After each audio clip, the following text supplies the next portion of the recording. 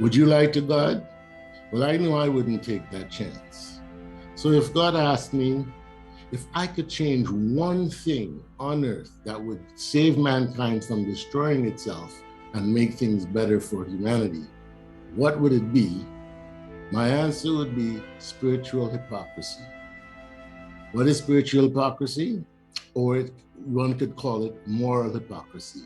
It is our ability to put our conscience in our pocket and do what we know is wrong anyways. It's our ability to pretend something is right when we know it's wrong. This is the only problem humanity has. We have the collective intelligence to fix all the problems that we've caused. What we lack is character, not competence. We constantly make right and wrong a thing of convenience. And some of us don't even care about right and wrong in the least. When we have individuals that don't care about right and wrong, making decisions that impact on millions or billions of people, we end up in the mess that we're in. Here is an example of what I'm talking about. The Pennsylvania Republican Party is now planning to meet to discuss possible censure for Senator Pat Toomey. He has already been censured by several county parties in his state. Here is the chair of Pennsylvania's Washington County Republican Party on why Toomey should be censured. We did not send him there to vote his conscience. We did not send him there to do the right thing or whatever.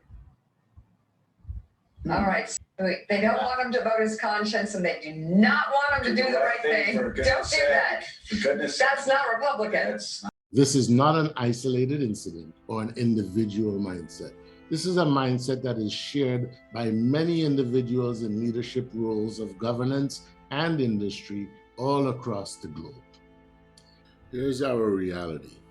In the middle of a global pandemic, along with extreme weather disasters and global social unrest, we have government officials that are elected to serve the people being punished for doing the right thing. And this is happening in the most powerful country in the world and the global flag bearer of freedom and democracy. As we continue to see a rise in self-serving, divisive, and repressive leadership across the globe, we must recognize that we are in deep trouble.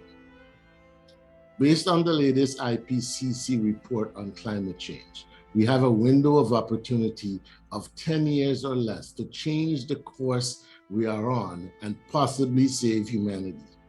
This effort would require collaboration and cooperation across the globe, but we are also caught up in our tribal wars and conspiracy theories that we can't see the forest for the trees.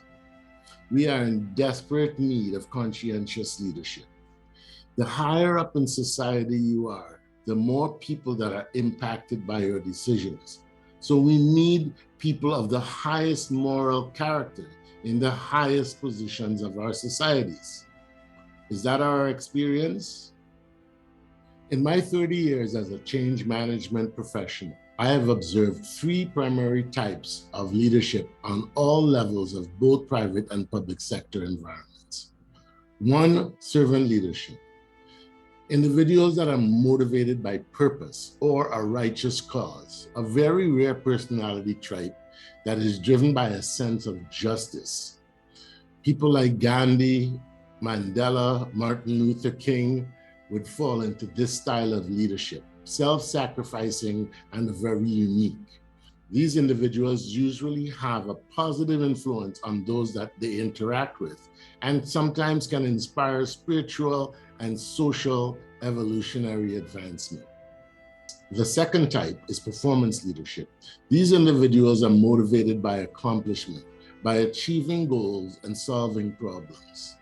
The best two examples I can present are Adam Silver and Roger Goodell, commissioners of the NBA and the NFL. Both these men lead diverse and complex organizations with stakeholder groups that have a range of different needs and expectations. And with an unending barrage of contentious issues, they are able to lead organizations that are excellent examples of meritocracy, and they earn the trust of their diverse stakeholder groups.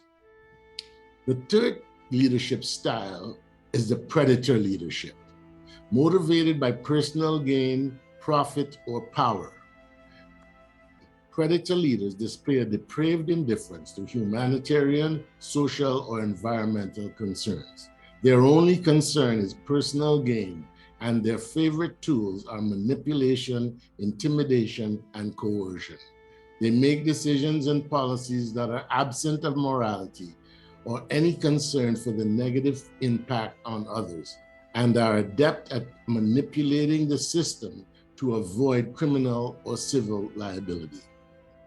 Many of us have embraced this predatory ideology as we see it as a necessary attitude in our dog-eat-dog competitive culture.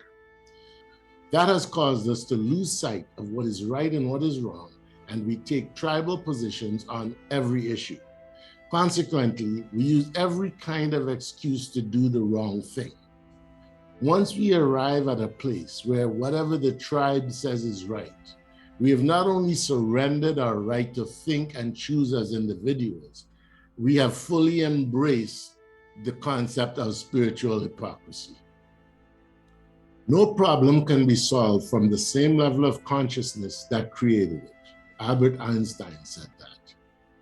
Is it possible in this small window of opportunity for us as human beings, specifically the leaders of society, to reach a level of consciousness, of spiritual intelligence that would make right and wrong a major consideration in our conference rooms, courtrooms, and parliament buildings?